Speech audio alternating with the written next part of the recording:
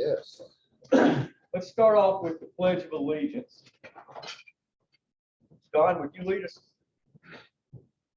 Pledge allegiance to the flag of the United States of America, to the republic for which it stands, one nation, under God, indivisible, with liberty and justice for all. Bobby, would you do the invocation? Sure, if you bow your heads. Dear Father, we give you thanks. We ask that you consider, you can continue to bless us and lead us in your way. And we ask that you find a way to bend this country, dear Lord, and protect Rotarians worldwide. Jesus. Amen. Amen. Okay, just want to remind everybody we still have 50/50 raffle tickets available. The big pot was won last week, so we're building a new one. Yay, Barbara. Yeah, yay, Barbara. Okay, we have new visiting Rotarians and new guests. So I guess that takes us to our Rotary Minute. Stan, Oh, would you like to do that? sure, I'd love to do that. As soon as I swallow my food. The Rotary Minute today is about Rotaract. Cora is been very active in starting a Rotaract club for the Outer Banks. How many kids you got now? And with Don, most definitely. We didn't talk about Don because he was in Colorado or Wyoming somewhere. We have 9. And Cora, how many young folks do we have now? 9. 9. We need 12 to charter. And as I walked in today, a young lady from this establishment walked in and said, "How do I get involved in Rotary?" And she will be at the event Sunday that Cora will be talking about, that Jim and Cora are hosting. And I've been to their house and they are wonderful hosts. And the weather will cooperate. We have decided on that, and they have a lot of influence, so I know it's going to work. But the thing we need is young adults, 18 to 30, that are working the Outer Banks. I got a young lady across the street, graduated from college, come back. She's working at one of I think she's working at Southern Shores Realty, I think, as a long-term property manager or something like that. She's excited about it. This girl, Ree, that works here, she's excited about it. We have some young people that we've met that have come from COA, some of our, I can't call them exchange, foreign students that we support or sponsor, that we've talked to here at the club or with Cora. A couple of young people from Southern Shores, a nice mix of people, and we're not doing it university-based, we're doing community-based, but it might have some college students in it because we want it to affect the whole community. And there really isn't anything other than a lot of bars for the 18 to 30-year-olds here. And we think this will be a great outlet to get them involved in the community. So if you know young people, the event is Sunday afternoon, 1 to 3:30. Yeah. Get them there, or just come by yourself so you know more about what's going on. Because we all can probably find somebody in that age group. They might not be in our social circle, but they might be kids of our friends. And that's what the ones that I have found have been. So please think really hard about that. Cora will probably give you some more information during the announcements. Thank you, Stan. I just wanted to add, I mean, Cora's been doing this, Don had, but one thing that has to happen with this to get young people there, and I'm saying it to the club and whoever's online, we have to push the fact that this is social. You know, we're not asking people to come to work all the time. We're asking people to have fun. And if they happen to do a service project along the way, good job. Good point, good point. All right, thank you, Don. Okay. Next, we have our announcements. Does anybody have announcements for the club? Okay. see I you. think Cora probably does. All right, I have an announcement, and that is, as Don and I chatted, Jim and I are leaving on December 7th, so we are looking for another person to work with Don. I've talked to Lori, she's considering it, because it would be nice to have two Rotarians to be able to help facilitate this group. This week, when they all come to our house, we plan to have elections or nominations, or just the people who will say, I'll do it. That'd be the different officers, as well as set up regular meetings, or regular get-togethers. As Don said, probably the first and third Sunday around 5 o'clock. We'll check with them, see what they want. And then we're encouraging them to do one social, one service, one meeting in a 2-month period. So they might do 2 meetings, they might come to 2 socials, that's all fine. But we have a service opportunity, and that's what I'm doing here. We have worked, Melanie and I have chatted, and unfortunately, none of the other clubs have really bid to bring another person up, a young person. We're hoping that Kitty Hawk has one that they'll bring on Sunday. And again, the Rotarian, it's nice that the Rotarian comes too, but they don't have to. We had 2 young people who came to Don's house that just saw an email to us over at the College of Alabama.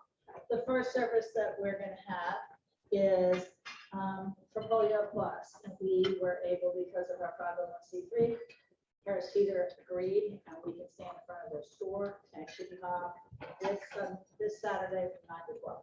Stan's going to be there at 9. I'm going to be there at 11. We have 2 kids at 11, so I'm pretty much going to leave. They do have crocuses or the purple nail polish that they can go ahead and paint people's fingernails for donations on $1 to $100, whatever. That would be great. We need a Rotarian at 10 o'clock. I need a young person for the time. Reese said she might come on at 9 o'clock. So I still need to make sure. I don't want to be the one standing there for 3 hours. I've done this. And I'm very committed, yes, but I'm not done. And then we also have another service project that's happening. And that project is that Megan Limbacher took it upon herself, after Melanie's, thank you, the correct contact for the Humane Society. And she has spoken to them, gone over. They really like the idea of us working with them. Her dad, as you know, is head fire chief at Southern Shores. He agreed that we can put our pets up there on their little marquee. We can pay a certain amount of money. And she's also going to develop a calendar. This is not the SPCA calendar. This is the Humane Society. They'll sell it. Unfortunately, Megan didn't think through all this, and she did not put the word X symbol on the calendar. The calendar is going to be from both. They expect that we'll probably raise funds, $100, maybe $1,000. Calendars are going to be 25 each, which are one here. So you guys can buy one. That would be great. I asked her though if there happens to be any press, Lori, you know that we've done this for our service project through Rotaract, that she says it's the Rotaract as well as with Southern Shores. And she said, no problem. So we'll give a little acclaim, I hope, and that might interest more people. Thank you. Well, thank you, Cora. Thank you. Our house, we need to know, because we're gonna have hot dogs, Halloween treats, that sort of thing. It's not a Halloween party, just to come together. I'm gonna turn the heater on the pool off that afternoon after everybody leaves, so if you want to bring your swimming suit. Yeah, and depending on the water and how it is, we'll get the jet ski out. Jet ski. Cora, may I ask you and Jim, is there any way that I can influence the Commonwealth, or what are they called, of New Zealand to prohibit your entry? They have tried like hell. Poor ideas. We'll be back in June. But thank you. Thank you, Cora. Are there any other announcements? Okay, we had a board meeting today. Had a lot to cover. We decided that we will do a raffle to raise some funds for the club. We're gonna raffle off a big green egg. Tickets are gonna be $50 a piece. We're probably gonna limit the tickets at 100. So you got a 1 in 100 chance of winning. And Jay's gonna be heading that up. And he'll let us know when he gets the tickets ready. Let's see, what else? We appointed a committee to meet with the North Banks people. Most of you probably heard North Banks has approached us about merging into our club. So we've appointed our committee that's going to meet with the North Banks folks and see if we can't move that along. All right, now, happy dollars. Is anybody happy? Yes, sir, Stan. I'll do it with Happy Dollars. We got a new board member. Who rang the bell? That's right. Yeah, I'll be happy. I didn't vote for it.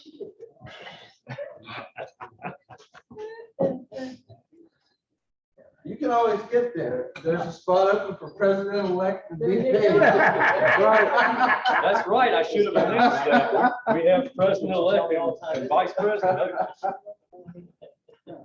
Yeah, I got several, but just happy to have Cora on the board, happy for all the work she's done to gather the people and do some posting. Don did some posting also back at the beach, and I was out of town for that and couldn't make it, but it's really important that we encourage these young people so that we're really building our replacements in Rotary, and we need to do that because most people that join a Rotary club are over 40, usually over 50.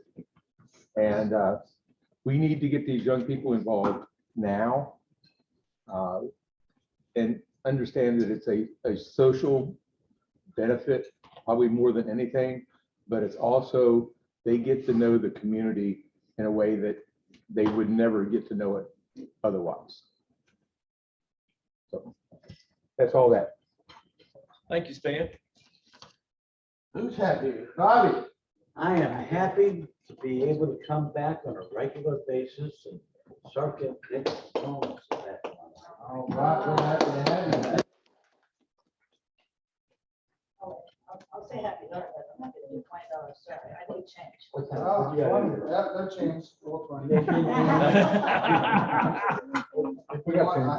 We got change. Okay. That'd be great. Then what? Yeah. Come back, listen. Just that. We'll Go ahead. Okay, you're gonna say. Just prepay for the next 20 meetings. Let's pay my dues. I'm just happy. That's good. The whole side of the house, electricity went down, and electrician came out this morning, and after about a problem he actually created when we did this issue. But anyway, all the power's back on. That was good. Well, I just wanted to say that Outer Banks Presbyterian this Sunday from 5 to 6 is having a trunk or treat. It's a drive-through. We're gonna have some little games in the back of the trunks for kids to do. They'll get treats. We're gonna make them a bag lunch or whoever comes through. They're gonna get a bag lunch. It's for the community. So if you know somebody who'd like to come to the trunk or treat, Jim and I are gonna be dressed up, right? Yeah. Maybe. So, but anyways, the community, it's a community outreach. And they had 110 people show up last year. Kids are supposed to be in costume. Yeah. It's like Halloween substitute. Coronavirus. Oh, thanks. Very nice. Happy. We got some over here. All right. I'm happy to be here. It's sunny and warm and home. It's 40-some degrees. Probably not so sunny. We're happy. All right, I'm gonna do 5 happy dollars. Yeah. Because I'm happy because we've got a new board member, Cora. We still need our vice president and our president-elect. Just want to add to what Stan said about the Rotaract Club. Yeah, when I got to school in my 20s, we all joined JCs, but JCs has like gone away. The nearest JC club that I know of is in Greenville, so there's really nothing for these young folks here. So I think the Rotaract is exciting and can be a really, really great thing for them. And then finally, Elon did not lose this week because we had an off week. Hey, Elon. All right. I want to throw a few happy dollars in here. Oh, there you go. Yeah.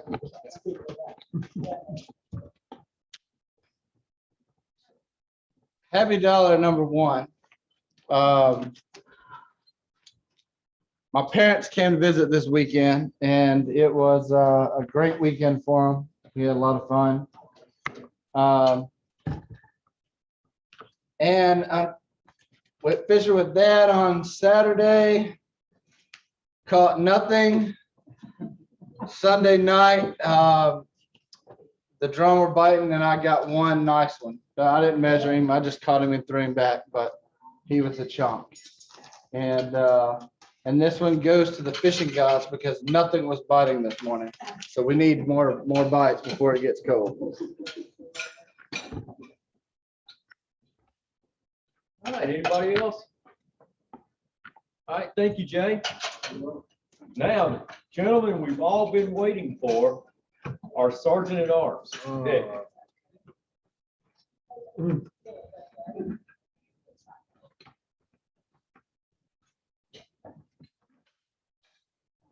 I'm trying to eat from that tough rice.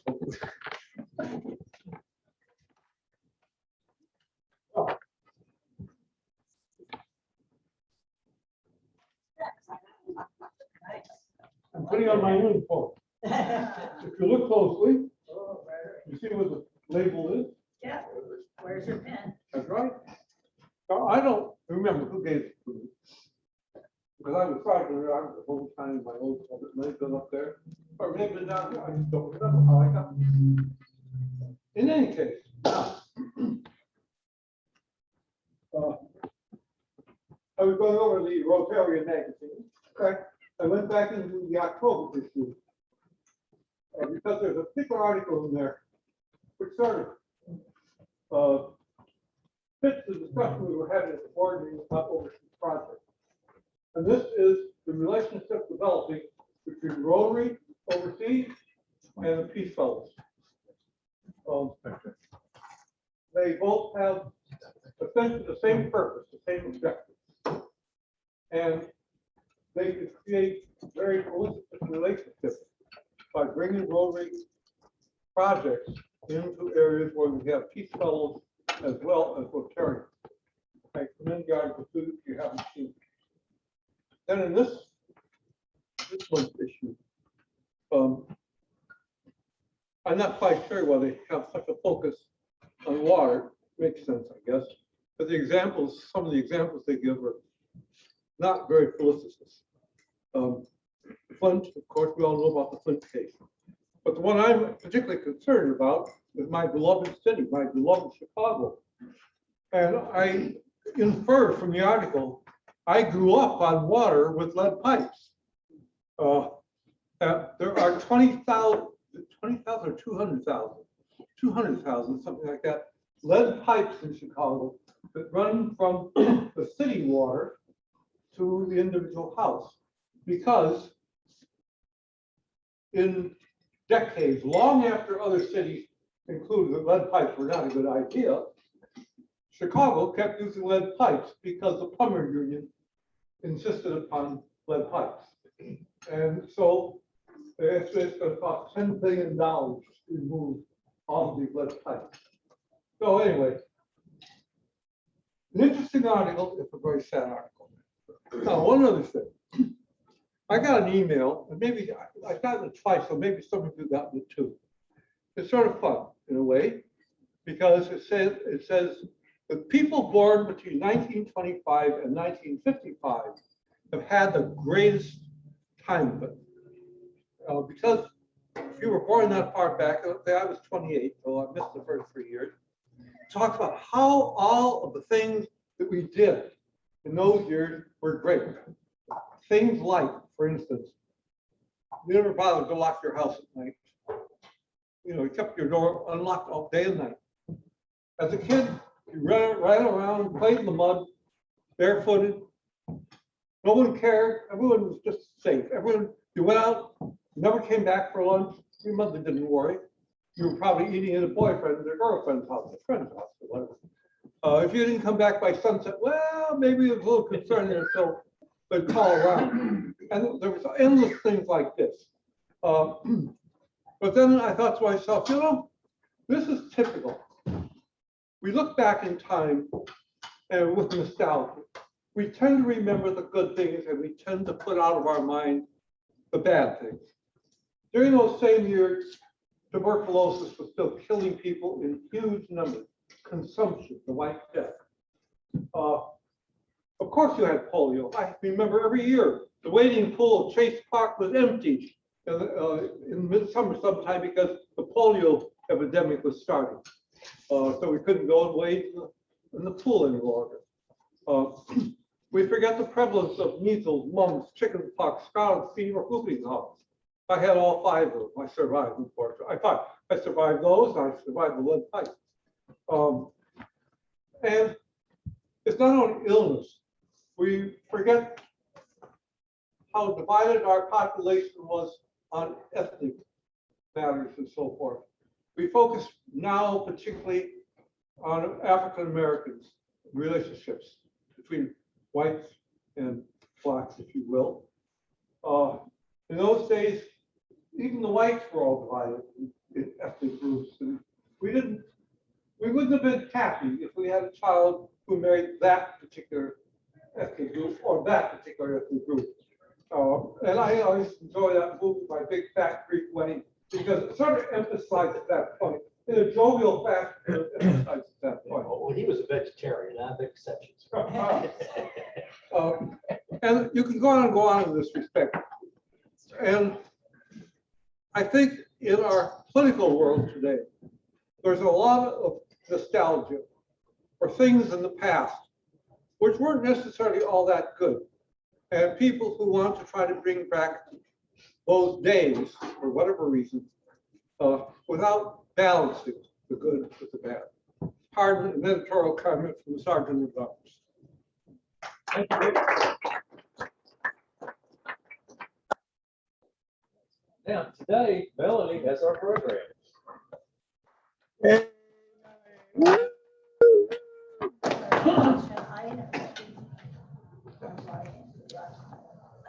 Well, just imagine that you've been looking for like the perfect chair, or maybe you're trying to replace your mom's favorite figurine that you destroyed, or finding that present for the person that's got everything. So you've been looking for a while, and finally you found it, and it's at an auction. So the question is,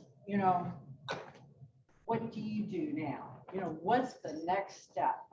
Most of us are familiar with eBay because that's made it easy, but traditional auction houses work a little bit different. They do have an online presence now. You can go in person and you can do it on the phone. But what you need to know is that there are certain things that will help you get through the process. What you need to do is contact the auction house, and you will have to register with them. That means that you give them your name, your address, your credit card. And if they don't know you, they may want money up front before you start bidding, and they may cap your bidding.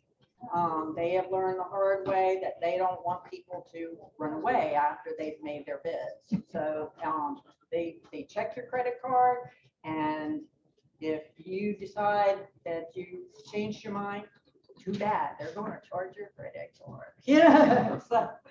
But the next thing to do, hopefully you can go and see it in person, because auction houses are really a buyer's beware. If you're not familiar with what to ask them, or you don't go and see it in person, when you get it, if you see some flaws that would have changed your decision, that's just part of the game. That's what it is. So be aware of that. The next thing you need to do is make sure that you understand what their procedures are. So you go and you expect that your coveted item is coming up for sale, and it's getting all excited, and you're seeing the people in the audience, and You see, there's other people that work for the auction house. They're lined up on the telephones and they're on the telephones with the other bidders. So you're not only bidding against the people in the room, but the ones on the telephone and maybe the ones on the internet. So you're watching all this and your piece comes up and it starts.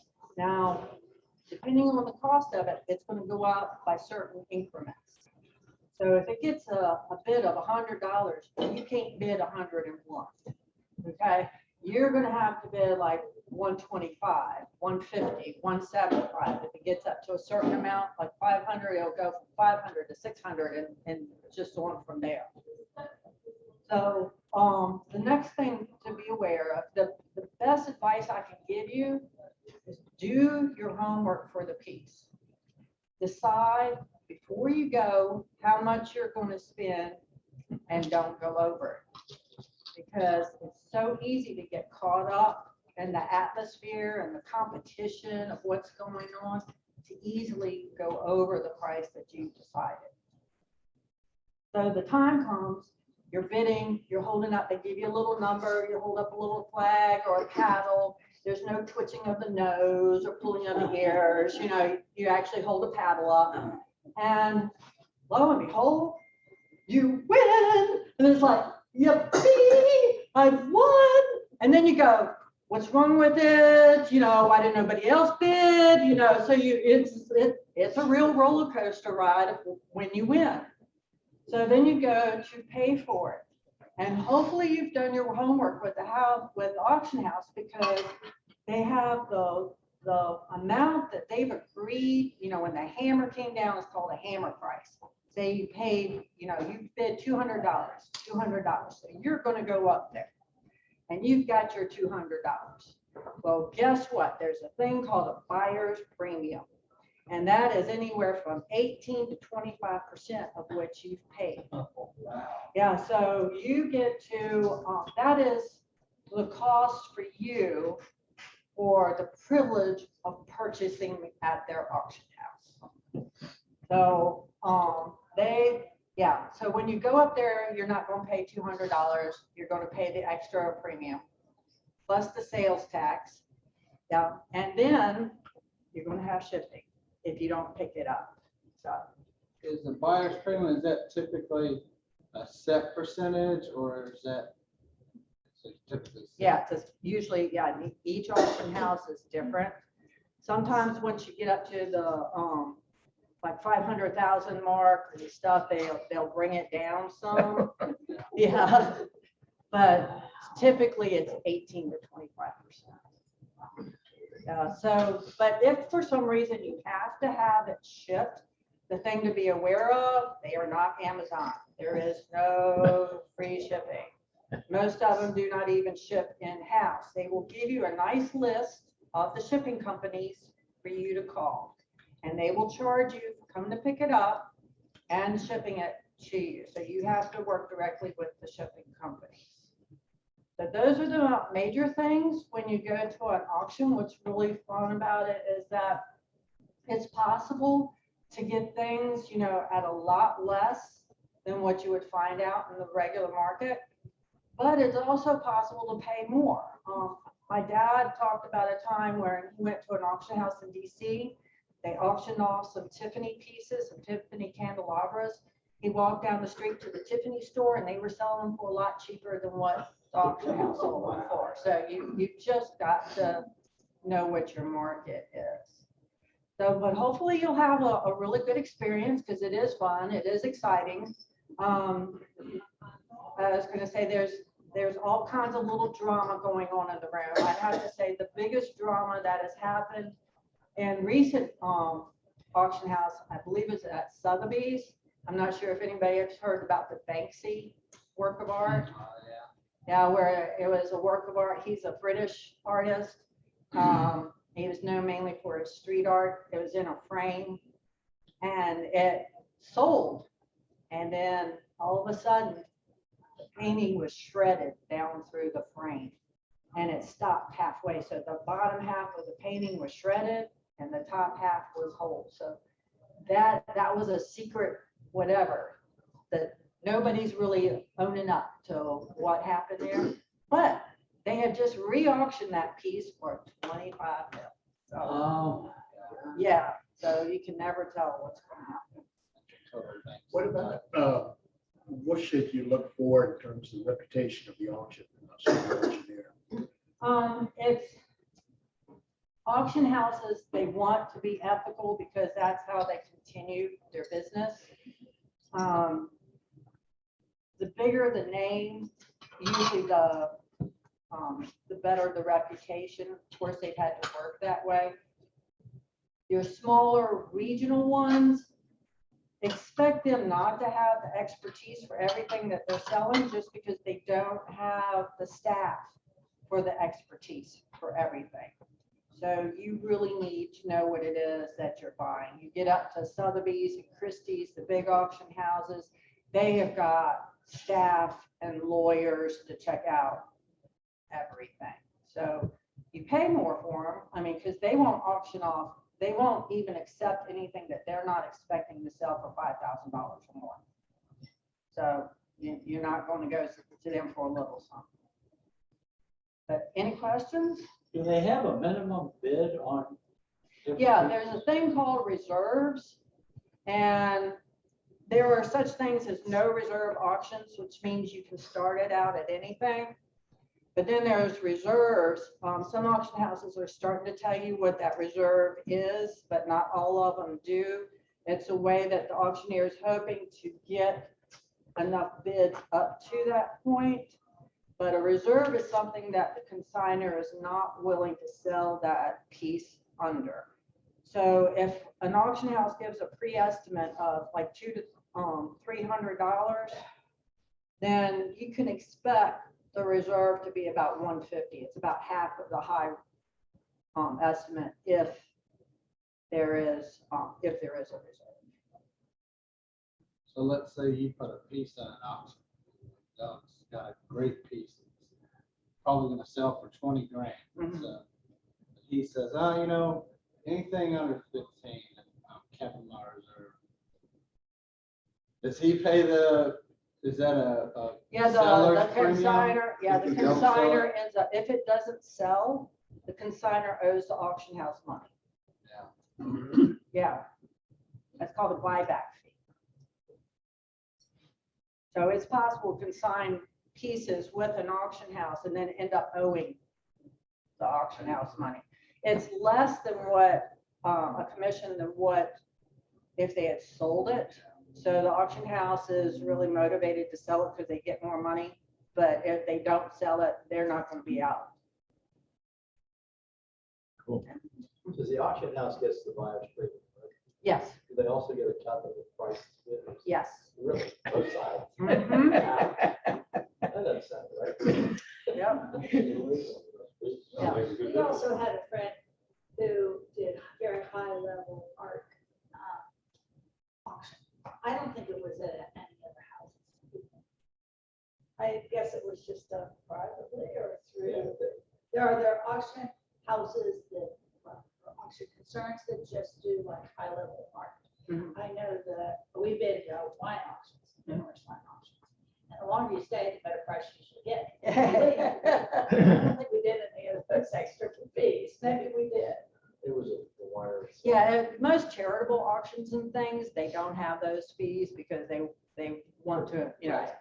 the items have been donated, but your auction houses, yeah, they all have buyer's premium. But very high level art. I mean, if he sold 1 or 2 paintings a year, that was Yeah. it. And he lived well. He did an auction before. He did do it. Well, if there's no more questions, we get to practice bidding today. And Doug has agreed to be my helper here. What we have is that whatever is paid for this piece goes to the First Flight Rotary Club. So this is a no reserve auction and there are no buyer's premiums. So what this is, now the pre-auction estimate is between $100 and $200. This is an original etching by David Hunter. And for those of you who don't know what an etching is, the artist takes a metal plate, they put a resin on top of it, and they use a very fine, sharp needle And then they freehand draw every single line you see there through the resin to the metal plate. And they put that into an acid bath, and the acid bites into that metal plate where the artist is drawn. Now, part of the trick of it is that the longer it's in that acid bath, the deeper and wider that line's going to become, so more ink it's going to hold. So in order to get the tone variations in the lines, he draws the darkest lines first, puts it in the acid bath, draws more lines, puts it in the acid bath. So it can go through that a number of times, and he's timing that acid bath by seconds in order to get it right. Brings it up out of the acid bath for the last time, cleans all the resin off, uses really thick tacky ink. He applies that all over the metal plate, uses a big muslin ball. He forces that ink into the lines, and then he wipes the surface ink off. Then he uses paper that's been soaking in water for 30 minutes or longer. Metal plate here, piece of paper on top, surrounded by felt blankets, and then he hand cranks it to a press. It's got these big round rollers on it. The pressure is so intense to transfer that ink from the plate to the paper that the paper actually indents. So if you look at that paper closely, you'll see it's indented. And that's why the paper has to be wet, because otherwise it would tear underneath that pressure. Now he can create another one, but he has to re-ink the plate, force it in the lines, wipe the surface ink off every single time. And everyone's considered an original because there's no painting of this. There's no drawing of this. It only exists as an etching. So this one is also, it's got acid-free mats, backing and hinging. So it's conservationally framed. So I've got hopefully an opening bid, $10. $10. $10. We have 20. 20. If I could just add one little thing. Mhm. David comes here twice a year, One. once. David comes here for once a year from Florida, right? So if you want to, if he does demos for 2 or 3 days at her gallery. So if you want to see how it's done, she gave a very good description, but to watch him is just amazing. So just kind of keep up with when David's here, and you'll be able to go up and see how it's done. Is this a traditional way that's always been done correctly? Since the 1600s. Yeah. So, So we've got, yeah, so in other words, you could have the artist sign this if you took it over there. right.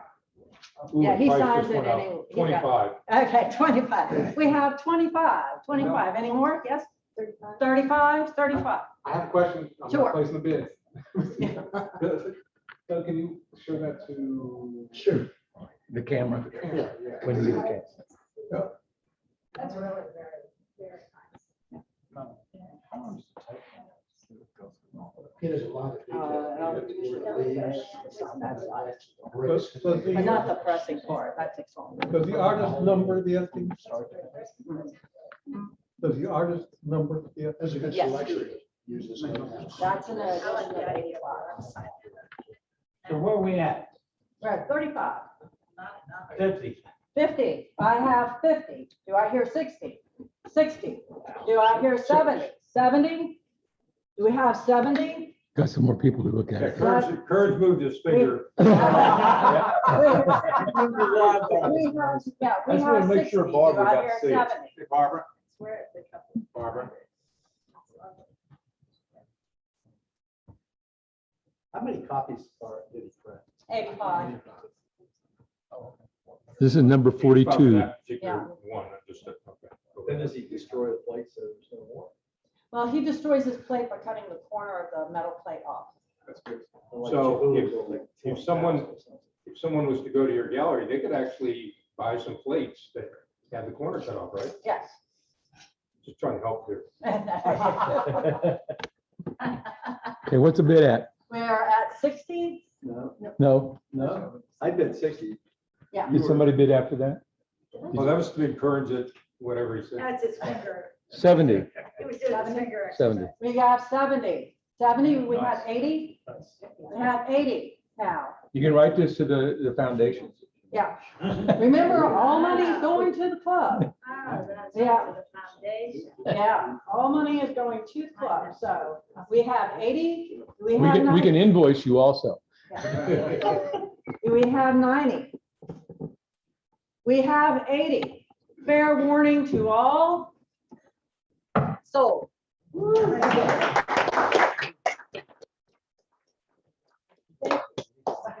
I think it- Who got it? Yeah, I think it They should. went- they went out. She did? I Couldn't remember what I did. think it should have been That's why I don't go to auctions. Annabelle. Yeah, you gotta keep up. That's a deal. Since I bought that calf when I was 8 years old. See, normally would you have said, all right, we're starting the bids at $100. Is that right? Yeah, let's it out. Thank you, Melanie. That was an excellent program.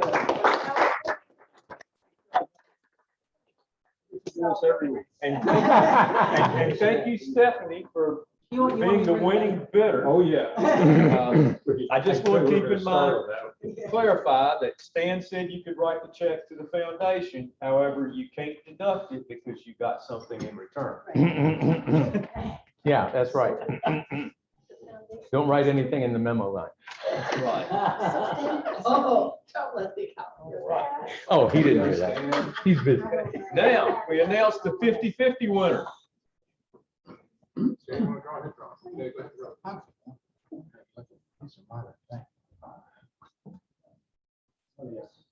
Get our newest board member draw. Yeah, let's do that. Yeah. Might just run one ticket. Barbara didn't buy any tickets, did she? She did not this week. We don't have any. She's waiting for that pot to get to 500.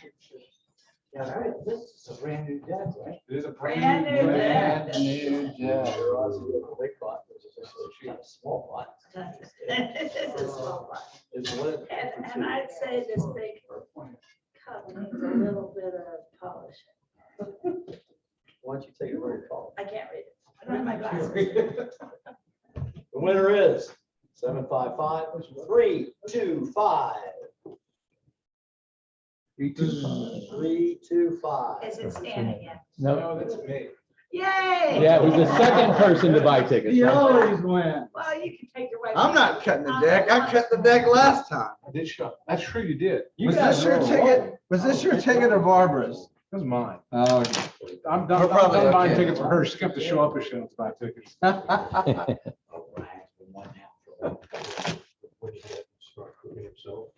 All righty. I shuffled them all there. Which I shouldn't have. Well, they're gonna be a lot. Real soon. God. And it's Three diamonds. Three Hot times. rose. Oh, Ace of spades is probably. don't bend the corner of the card. No, I'm not. Not like last time. Well, I am not doing it. Sure. You saw it.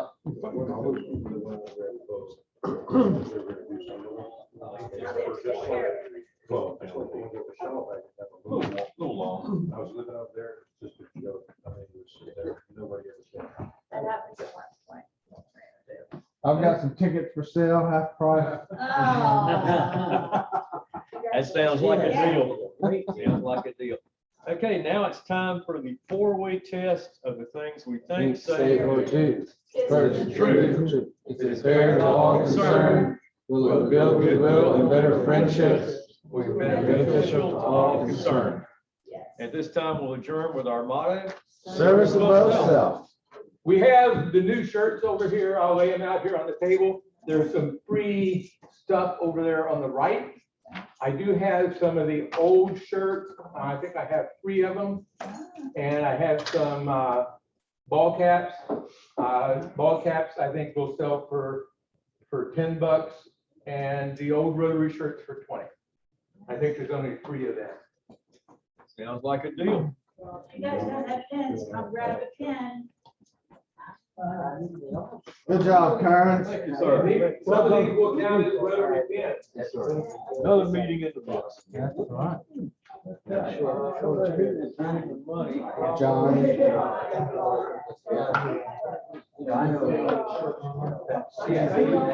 tell me, and you order one. Okay. I'll be down to your number 500. I'll let you know when the. Well, Red Run had a couple of. One thing I'm very. We're just raising. Yeah, you guys. Somebody, nice to fill me in, but you guys. There's one project where it's going down to Ecuador. I don't see it. You know how size they were about?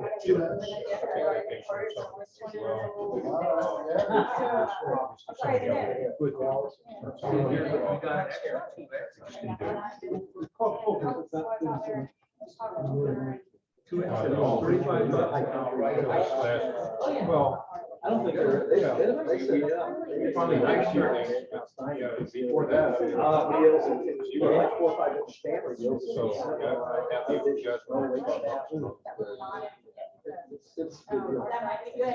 We'll see you guys later. Okay. Are you gonna be back this weekend?